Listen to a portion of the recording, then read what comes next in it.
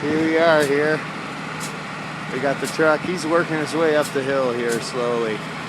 Slowly but surely here somehow. There's my house there on the corner. I came down with the shovels here just to dig him out, but he just wanted to keep rocking and rolling. He's just kind of spinning out, rocking back, inching forward. So, you know,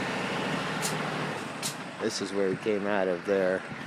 But see that he's making some progress here.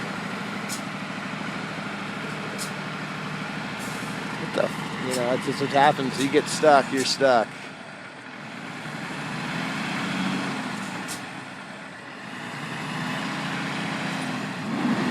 Alright, but I don't want to piss him off too much here.